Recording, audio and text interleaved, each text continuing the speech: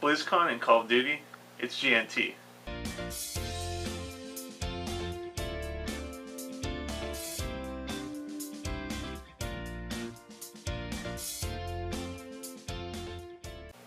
Welcome to GNT, your one-stop shop for gaming news and whatever else we want to talk about. I'm Nick. And I'm Brandon. Today we're going to start off with a little recap of BlizzCon. For Diablo 3, they're adding the Necromancer class. It'll be coming out in 2017. And then you'll also be able to play Diablo 1 in Diablo 3, so you can go back and play through that whole game, which is pretty cool. I'm really excited about the Necromancer. It's one of my favorites. Yeah, the old ones. Yeah, it's been a long time coming. The Witch Doctor was kind of supposed to be the Necromancer new, but I think everybody really craved for the old Necromancer. Yeah, just getting all those skeletons and stuff was awesome. Yeah. And then we have the Mean Streets of Gadgetzan expansion for Hearthstone. Varian Wren and Ragnaros coming to Heroes of the Storm. Which, did you see the video for that? No, I didn't. It was really cool the way it played out. At Varian, like going into this lava and fire area, and then fighting Ragnaros. It was pretty cool. And then we have Sombra coming to Overwatch, so a new character coming there. And that's also free to play next weekend, the 18th through the 21st or 22nd, I believe. Yeah. And that's across all platforms. So if you've been wanting to try it, here's a good opportunity before you buy. Everything's available and progress is saved if you do decide to get the game, so you won't lose out on that playtime you put in. Yeah, that's cool.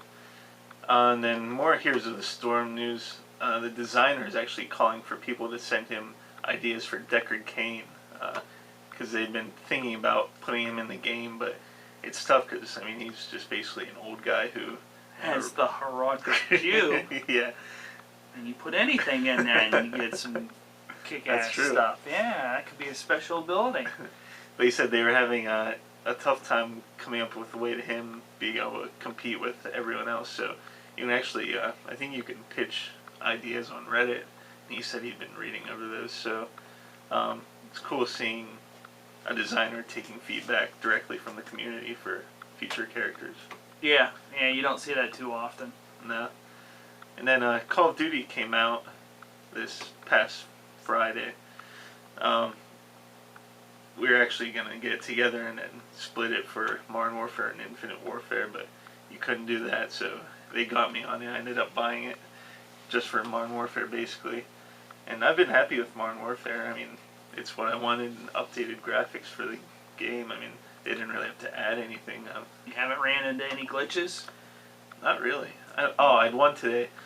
I was playing Deathmatch, and I took out my RPG, and just for today, I don't know why it happened, but like the weapon didn't come up, and if I moved around, like the weapon would be here, and then it would come over and be here, but yeah, just for a few minutes, but that's really the only thing I've seen for Modern Warfare. Yeah, for Infinite Warfare, I had almost a game-breaking glitch where I couldn't get into the space jet and fly. It was just real buggy, and I had to restart it and retry it, and I was almost close to have to, start over from the very beginning, but then I ended up getting it to work.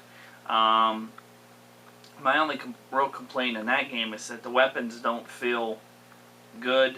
I don't know, they just don't handle that well. I could be just my personal opinion of it. I don't know if anybody else is experiencing the same feeling with the way the weapons handle. I did play a little bit of multiplayer, and it seemed like if you weren't running an SMG, then you were going to get your butt handed to you pretty quick. So, yeah. I just played a couple matches and didn't do very well because I haven't played Call of Duty in a while. On Infinite Warfare? Yeah. Wow. Yeah, I did the story and I don't know if I got to that far, but I just played like the first couple missions. But well, did you go into outer space? Yeah. Okay, and you did that first battle? Yeah. You didn't have any issues?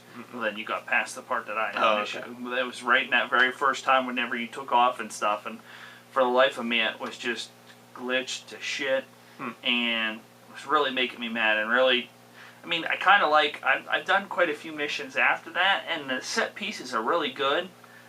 I mean, it has potential, it's just the weapon, I don't know. I mean, I also picked up Titanfall 2, and really how it handles, and they're both first-person shooters, but you can pick up any weapon in, like, Titanfall 2, and they're different, but they feel good, you know? It's like I'm killing people, I'm effective, and it's just kind of like in Infinite Warfare, you had those laser rifles, and you had all sorts of different rifles and stuff, and it seemed like they all handled so much differently, and it was just a struggle to go from, you know, one weapon to another and try to kill enemies and not have luck, and then try to backtrack and get the weapon you had and not have ammo for it, and I found myself like running into that a lot, whereas with Titanfall it'd be like anytime I'd go, if I found a different weapon and I was running low on ammo, I know I could pick it up and I could comfortably go in and eliminate the enemies and not have, you know, that awkwardness of, you know, feeling inadequate there. Yeah. My biggest thing was, honestly, I just didn't find the story that interesting. I mean, there were some cool moments, like when you come out on Earth and they're having all the ships fly over. Oh, yeah. That was pretty cool.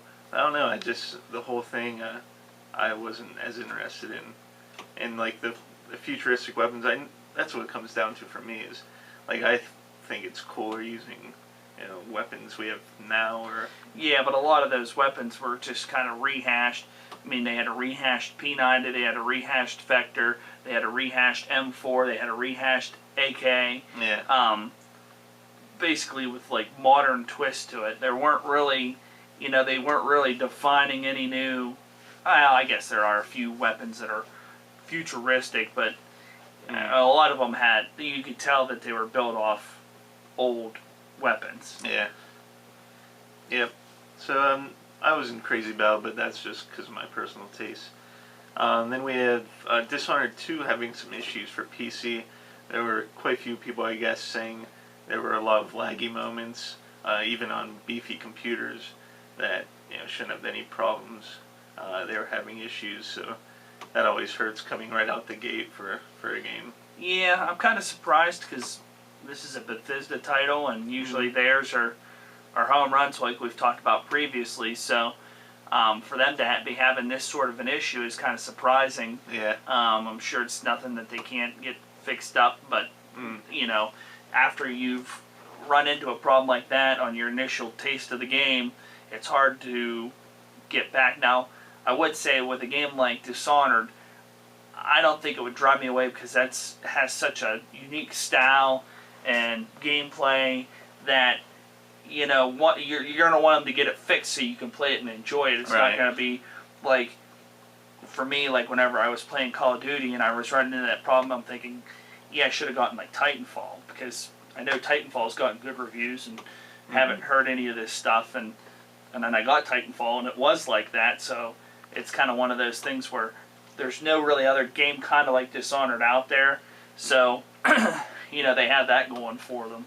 Yeah, and like you said, it's fixable, so you know it's not something that's like, oh, this is going to be with the game forever, you know, it's mostly going to get fixed and go away.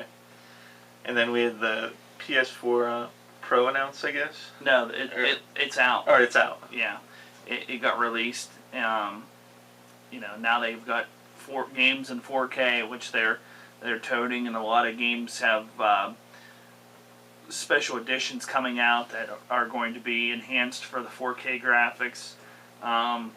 Whether or not it's enough to buy the game again, I don't know. You know, with games playing the way they are and then the upscaling, 4K gaming is still kind of on that, you know, verge of being really good. The rehashed games that they're updating for 4K graphics, they're going to look better, but, you know, if they've already been out with like the 1080p quality, you know, the upscaling's going to, you know, do the rest for you. Right. Same way if you've got a Blu-ray and a good 4K TV, there's no sense in buying the ultra high def Blu-ray, because basically the upscaling does a pretty good job. Now, if that comes down to a matter of having the HDR, then that's a different story, because that high dynamic range does do a lot for the color range and makes the games, really look different. Not necessarily enhancing the graphics, but enhancing the color palette to really make it look good. Yeah. And then we have an update for Grand Theft Auto. Crap, I'm blanking on the It name. was like the Tron bikes. Tron. I forget the name of it, but essentially it has motorcycle racing on Tron-like bikes, and with the beams that follow you, and if your opponent crosses into the beam, they die, which is like Tron. But it's another update here. They just had that motorcycle update. Yeah. Couldn't have been more than a month ago, and here we are with another update. We go back to the free content from Rockstar. I mean, most other developers, you'd have $200 into the game by now. Oh, yeah. If you were to get this much content. But there you have Rockstar, who's giving it back to the players, because they respect the fact that whenever they release a game, it sells millions of copies on opening day. They're going to give you that content. They're going to make sure that you're entertained, so the next time they come out with a game, guess what? You're going to get that same, you're going to sell just as many. Yeah. There's a reason they break records whenever they release a game. Yeah, and I really hope that this is going to be the same for Red Dead Redemption 2. Yeah. And I think it'll do well. Now, I don't know if it'll do as well as Grand Theft Auto, but you never know. I mean, with them supporting the games for as long as they do, and bringing a high quality game, like Grand Theft Auto was, it's one of those things where I think it'll do well for a while. Yeah, I do too. Hey, leave a comment below with your thoughts, and hit that like button, and if you can subscribe, that'd be huge. And we'll see you next time. Oh, you gotta be kidding me. Did you do it all at once? Yeah. Oh. That is gnarly. Good thing we didn't mention anything about politics. Whenever you said huge, I'm so sick of politics right now.